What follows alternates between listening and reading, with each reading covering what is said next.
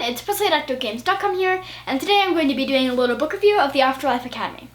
So when we went to Salt Lake Comic Con, I met J. Scott Savage, and you might have seen my reviews and book club of his book, but also on my panel was Frank L. Cole, and he wrote this book, The Afterlife Academy, and I just haven't read it for some reason, but I just recently finished it, and it's really good, so I'm going to tell you a little bit about it. There's this boy, and his name is Walter, and he is, he just got out of a huge fight with bullies and kind of showed them who is boss.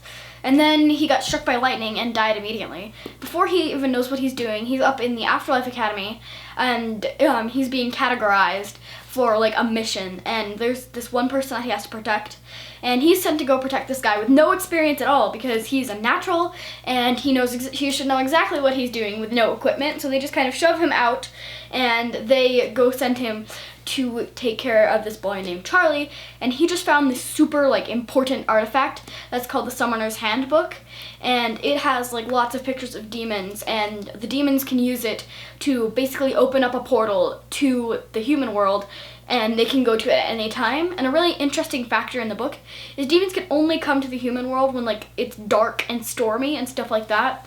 And that's why we're all unnaturally scared of the storms and stuff, is because that's when demons come out, even though we can't normally see them. So that's when demons should be able to come, but when they get the Summoner's Handbook, they can basically go there whenever they want and wreak havoc on Earth.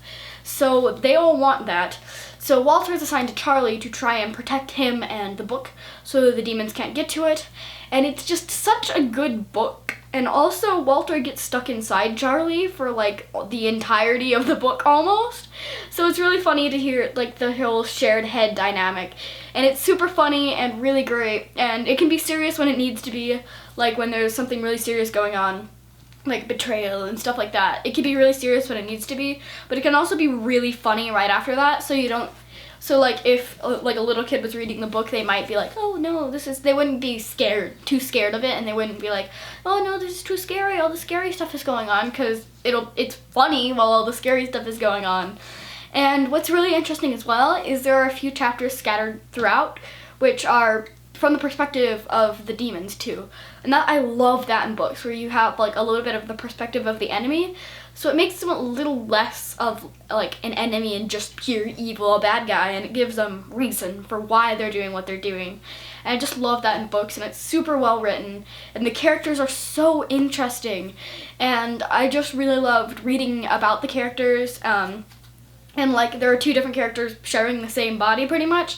So, they're different opinions. Obviously Walter has no idea anything about Charlie's life. So Charlie will be, going to school, and he'll be and Walter will be who's that girl over there? And you can hear their different opinions about the same person, but it's easy to do because they're sharing the same head. So it's just such an amazing book. It does the dynamic really well. The two main characters, Walter and Charlie, are opposites, but they intertwine well too, so it's not just really weird seeing the two together, but they go together in a way. But it's not pure opposites kind of stuff. It's they have stuff in common, but they're also very different in a way, which makes it really interesting to read and refreshing when you get two perspectives at the same time from very different people. So there's also a few characters in this book, I'm not going to say who they are, but they work so well together as a couple. It's not canon, but they work so well together as a couple that it's just so amazing. And there've been moments in the book where I literally just had to bury my face in a pillow and smile.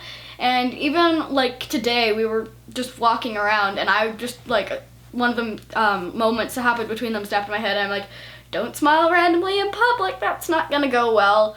So yeah, it's just so good. I've never seen people that work so well together, that are so different, and it's just so great.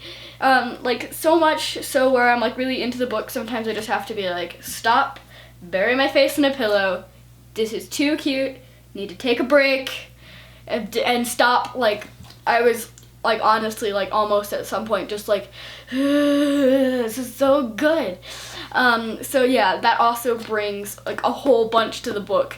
If you literally have to sometimes just turn away and smile during different moments. And it's just, I love it. I love this book so much. So another shout out to Frank L. Cole and the book The Afterlife Academy. It was so good and I highly recommend you all read it. We might make it a part of our book club soon so you guys can read it and discuss it with me. If you guys have read it, post in the comments below and we can run a discussion about it. And just beware, if people have read this book and you haven't, the comments are probably a bit of spoiler territory. So read the book before you try and go into the comments, because we might be talking about stuff that happens really late in the book. But it's so good, and I really want you guys to read it because I absolutely loved it. Like, I could hardly put the book down. Like, I had stuff to do, so I had to like hide the book in my closet so I wouldn't see it and I wouldn't read it instead of doing what I was supposed to do. So yeah, I highly recommend it. Just don't let it get in the way of stuff that you're supposed to do. So yeah, thank you for watching, and I'll see you tomorrow. Bye!